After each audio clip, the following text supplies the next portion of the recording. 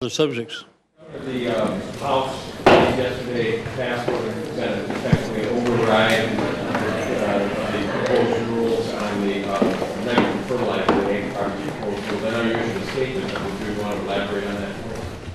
Well, you know, the law was promulgated in 1989, and nobody previously has done anything about it. And meanwhile, the quality of water in many of the especially heavily agriculture areas, has deteriorated. So now we're saying, well, you know, somebody better pay attention to that, because just putting our heads in the sand means that the water's gotten worse. And if we continue to ignore the problems like that, the sulfate standard, they're going to continue to get worse. And people have had no regulation in that regard or in the sulfate standard. Now say, well, you're putting a restriction on how we operate. Well, yes, and it's a contrast to the fact that nobody's faced up to this before. So, you know, I think Commissioner Frederickson, who's a farmer himself, has gone to great lengths. He's had 17 different meetings of public forums around the state. He's met with countless other farmers and representatives of farm groups. He knows what he's talking about and how these decisions affect farm practices. He also knows how ill-advised he would say, I don't put words in his mouth, but to put animal manure on top of frozen ground in the fall, just most of it, if not all of it, is going to wash out and contaminate the groundwater. So, you know, it's subject to further refinement. It will be. It'll be a work in process like the buffer bill for years. But, you know, I'm proud of the fact we stood up, this administration stood up and said we're gonna face reality, and we're gonna protect the people of Minnesota from what they are unaware of. And I regret those who, you know, push back and really wrongly exaggerate what these rules would do and what the restrictions would be. You know, we don't want another Flint, Michigan here, and it won't happen on my watch. You had indicated that if that measure were to reach your desk, that you would veto it. If it were included in a larger agriculture omnibus bill, for lack of a better term, would your response be the same, sir? Well, we had a bipartisan meeting this morning with legislative caucus leaders, and I said, if you're sending bills to me that you know are controversial or ones that you support and I oppose, please send them to me as clean policy measures. And first of all, it violates the single subject rule, which somebody will have to enforce someday in order to have it apply. But if they particularly throw these into omnibus spending bills and like, and other things that they think I want, and which I do want, I told them, you know, you're going to blow the whole bill apart. And I said, if you're going to do that, please send them to me early enough so that we have time to come back to the table and negotiate, if it's possible, a mutually agreeable resolution to it. So we'll have to see how they proceed. But I've told them, and I put it in writing before, and I said it last year, and it was largely ignored, that they're trying to seed measures that are important, that I do support, into measures that I don't, either policy and or budget, I'll veto, and then we'll be right back to the square one. But it's just whether it's the tax bill or whether it's any of the spending bills or the bonding bill or any just policy bills, I stand firm on that. If they want to try me out, they'll be able to do so. I just hope they will do so before the end of the session, so we have time to remediate if that's possible. Governor, on that line, I think you may have just sort of answered this question. The public safety judiciary omnibus bills, both will be heard today. One is being heard at this moment. The House will vote on theirs tomorrow. I don't know what the Senate's going to do. The Senate bill is purely finance, the House bill not so much. Are you contemplating vetoing that bill if it comes to I don't know the details of what's in the bill. I'd have to look at the particulars. I'm not going to say I'll veto something when I don't know the particulars. Do you think that they're doing it early enough to give you that choice? Well, I appreciate that, and I'll look at it accordingly. Governor, House Republicans put out some material today in advance of the your tax proposal being heard in committee.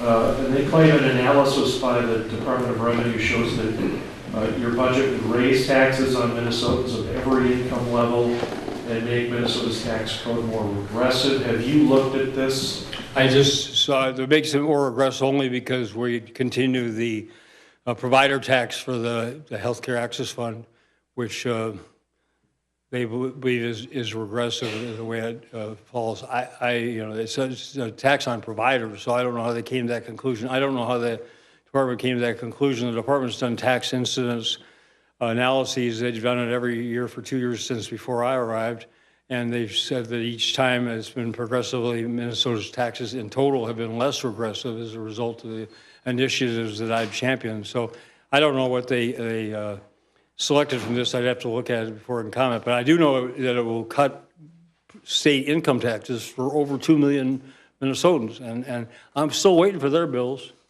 You know, I haven't seen either a bill from the House or the Senate. The time has passed for them to go play whack-a-mole with my legislative proposals. The time is already past due for them to come forward with their bills, and then we'll have a chance to compare their tax bills with mine. But I think you really let them off the hook, and I don't intend to any longer to say, okay, there's less than 5 weeks left in this session, and you don't have a tax bill out of either committee. You don't even have one introduced to either committee, much less through the committees, much less through the floor. And I also told them clearly today, I'm not going to negotiate final resolution of bills until the House and Senate work out through conference committees their single proposed legislation, because we're co-equal branches of government, but we're not three-part co-equal branches. We're two-part, the legislature and the executive. And so they got a lot of work ahead of them to do this, and they should get off of trying to represent or misrepresent what my bills do or don't do and focus on what they need to do themselves. Governor, also in the bills being heard in the House committee today is your proposal to repeal the rollback of the tobacco tax. How important is that from a policy standpoint? We'll see if the special interests prevail, or if we're going to put additional tax burden on the people of Minnesota. I mean, it's very clear who benefits from that. It's the tobacco industry. And you look at the contributions made, pass, you can do the math, make the connections. It's the principle of the matter. And especially last year, when in the context that we were looking then at a projected forecasted budget deficit, now we have forecasted surpluses, so it takes a little bit of that pressure off. But it's bad legislation. It's bad law. What else did you discuss over breakfast, and did you have any agreements, or did they? Well, we talked about the opioid crisis and working on that, and we disagree on the penny a pill.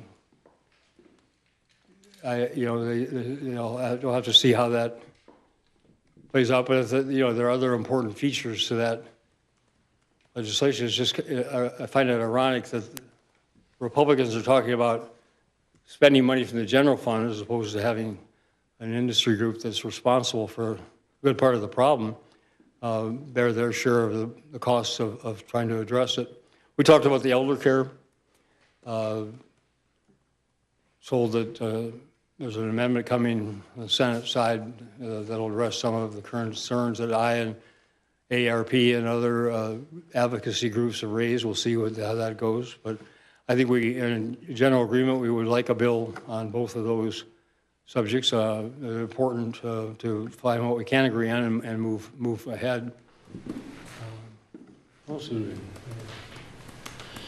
gave condolences sincerely to the speaker for his dog. I know from my own experience, 2 dogs have cancer, and this is only 6, so that's way too soon. Hopefully it's captured. And we talked about that. What else? We talked about the traffic trying to get from Rogers, Minnesota to St. Paul in less than an hour. And what else? I think that covers the main elements. We talked again about the end of the session and the importance, in my view, of their getting these bills in public light, and then assume hold hearings, the tax bill in particular, and getting their process underway so it could be completed. So we have a timely. I told them I'm not going to call a special session I'm not going to call a special session. I am not going to call a special session, not the day after, and not the month after, and not until after I leave office. So are you going to call a special session? If it's snowing in July, although I hesitate to say that because I've seen snow up in the Iron Range on the 3rd of July, the night of the parades up there, so I'm going to, anyway. Did they agree with anything that you were saying, or did you just say it? No, we talked about it. No, we talked about it. Senator Nelson was there, and we talked, very thoughtfully about her concerns about the elder care and the timetable of that, and, having the time to do it in a thoughtful way, and the fact that the assisted living, services cover a whole spectrum of services, and that needs to be taken into account. I agreed with that. I just pointed out that, the expose that prompted at least my action and the Department of Health's action came out last, I believe it was November. So they had all this time to deal with these nuances, which are legitimate, but now they're, 5 weeks left saying we don't have time, so we're going to have, the Senate bill has 2 task forces and 1 working group, and the House bill has 5 task forces, in lieu of doing much of anything immediately. And as I said, the urgency of this situation is apparent to everybody, given the abuses. And so we're going to say that, well, you're going to do, consider this next year in the legislative session, pass it at the end of May next year, take a year to put the rules together and implement. So we're talking about these are urgent crises, and we're going to start dealing with them in July of 2020. That is just not acceptable. Do you get the feeling that Republicans are waiting until next year in hopes that they get a Republican governor? Well, I can't blame them. I don't know. I think that we'll accomplish what we can accomplish, and what we can't, we'll come back next year to a different, whatever that configuration is. I don't know how people make their individual calculations on that. I think they sincerely want to get things done as long as they agree with what they are. I feel the same way. Okay, on the transportation issue, do you think, is there any possibility of at least a somewhat acceptable work product that might make some difference this legislative session? Well, I think they'll have more funding for I haven't seen their bills, but the spending bills, but more funding for corridors of commerce. They're talking about $100 million more for transportation, which should come out of the general fund, which again, as long as we have budget surpluses, which we have, there's no downside to taking the money from the general fund, except things that additional things that you can't do now because, like child care, quality child care because of funding limitations. But, even the constitutional amendment, while I support additional money for transportation, and I feel conflicted about that amendment because it would provide some of the, not all, but some of the additional money that I've been advocating for the last 5 years. But sooner or later, there's going to be another national economic downturn, and we're going to be on the knife's edge with the existing general fund budget, and that's when the crunch will occur. And I won't be here then, but I can foresee the very, very difficult situation that the legislature and the next governor will be put in, and we saw the consequences of that back during the Great Recession. So, to set it up to repeat, we fortunately have a $1.6 billion budgeted reserve, and you combine that with the cash flow, it's close to $2 billion, which never had before. So that'll cushion the blow. But if there's a serious and prolonged recession, that will be wiped out in short order. Okay, thank you. Thank you.